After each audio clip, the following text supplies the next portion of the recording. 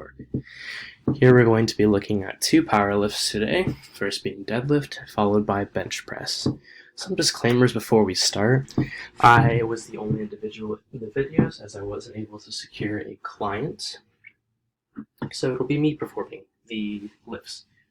Secondly, I am recovering from being sick, so more mistakes and instabilities were noticed and made through the videos, but nonetheless we will still go over them. And lastly, the videos unfortunately had to be recorded in portrait mode as the bar or the squat racks at CBU were a little too low for the angle to be right with landscape. I wasn't able to lift it on anything, and since I only had me, I couldn't have anybody hold the phone. So as such, we did portrait, and I believe I included me and all of the necessary components in the videos. Alright, so without further ado, let's get into deadlift. So here, standard 45 pound on each side, so the bar should be about 8.875 inches off the ground. Next, you're going to have your stance. So your feet should be about 12 to 15 inches apart, centered on the bar. Your shins should be about touching the bar, but not quite touching it, just so you're not too far on the bar. And we'll go over that in a little bit more. Next, we're going to look at hips. So you don't want your hips too far back, or it brings your torso too low, and that can lead to injury of your upper body. That also could lead to more activation of the hamstring and potentially get overloaded, causing injury. And then you don't want your hips not flexed enough, or else essentially it's your back is going to be perpendicular or somewhat perpendicular with the ground, and we don't want that. Your hips should be far back enough to where your body drops to about 30 to 45 degrees of flexion. And then we want to look at the grip. Now, the grip, or at least hand placement, should be directly under your shoulders. Again, if it's too far forward, let's say your hands have to reach farther than your head or your shoulders, that's going to bring your torso down, which could lead to injury.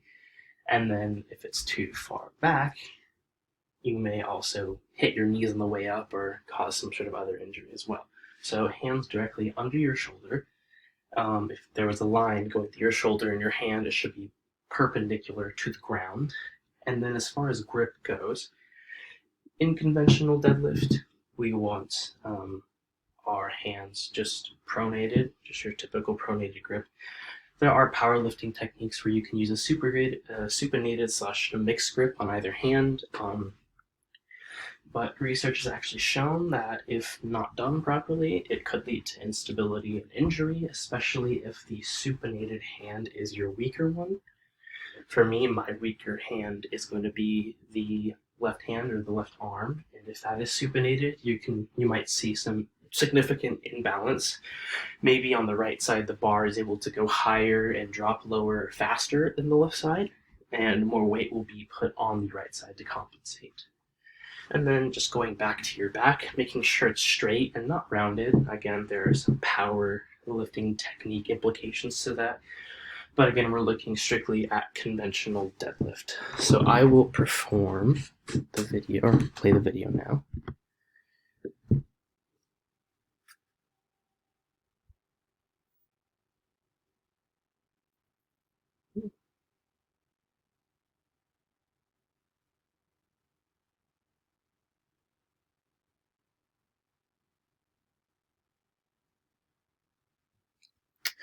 So as you saw, there was a lot of leaning back when I would go up.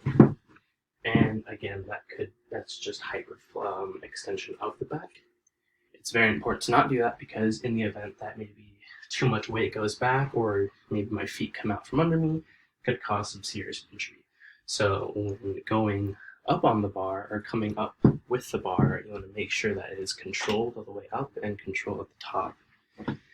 Next, you might notice that my head is more hyperextended, or neck hyperextended than usual, and part of that is due to me making sure that my form is proper. Again, it's just me with no spotter, and so making sure that's controlled, or else your head everything follows your head and your eyes.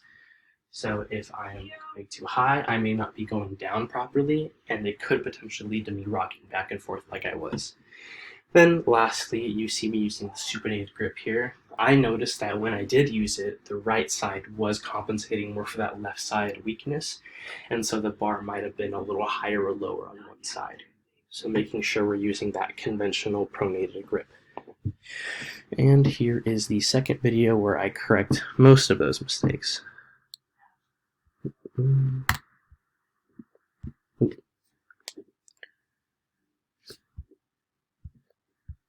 Oh, that's the right one. There we go.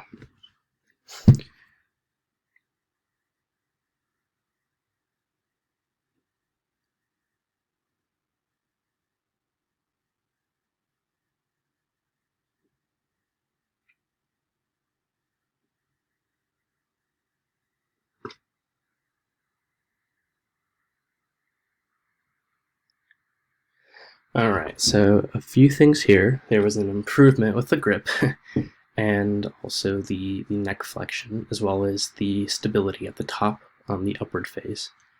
Some things I noticed, my hips could have dropped down more, and as a result, knees could have flexed more, just so that it doesn't look like I'm putting too much, I'm hanging over the bar as much on the top.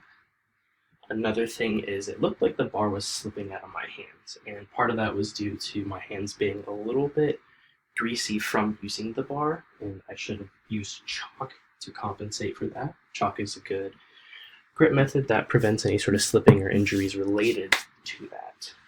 And another thing is I noticed that my toes kind of come off the ground when I lift.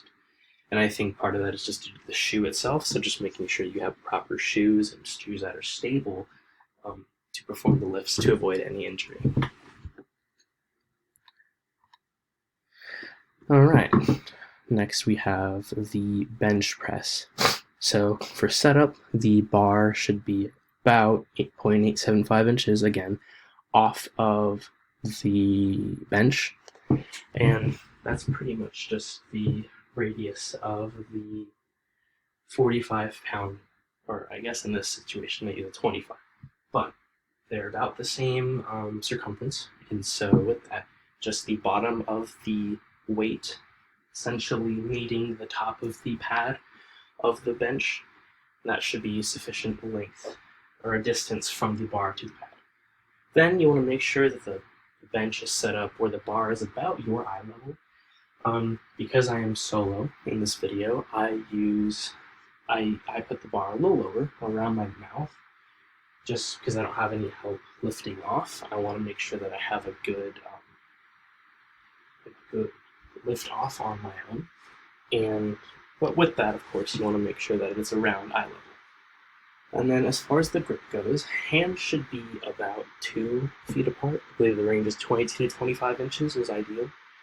Those are somewhat marked by these grips here, these frosted bar grips. My hands are slightly farther out than that, just because that's more comfortable for me. And then looking here at the angle is almost a 90-degree angle with the arms here. And then another big thing to look at is the hands here. So this grip here is going to, before the bar is even taken off, is going to allow for my wrists to be stable. If my wrists start to go back, it's going to cause a movement, and the weight is actually going to be harder to push with my chest. And so making sure that this elbow angle is of good flexion so that the wrists don't have to come back and my forearms don't come back as well, which again could cause a movement. Looking at the chest now, or at the trunk, you want to make sure that your upper back is pushed against the pad, and your lower back is forming an arch. So the arch obviously is going to help distribute any tension or stress on your back more evenly than if you weren't doing that, because if you aren't, you could potentially cause injury to your back.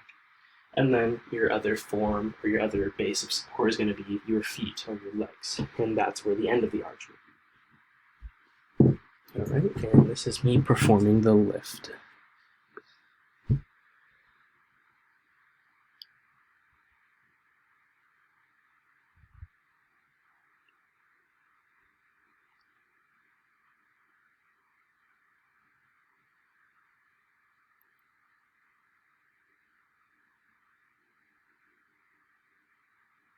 So here, the biggest thing was the wrists.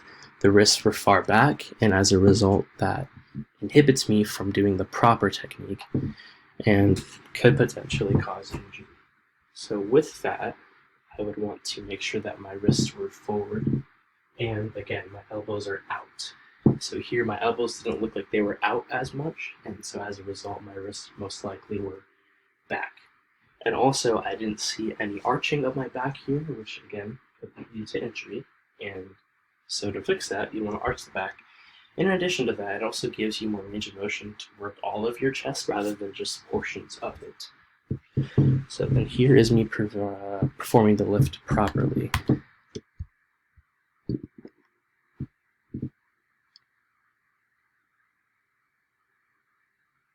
Oh. Sorry about that.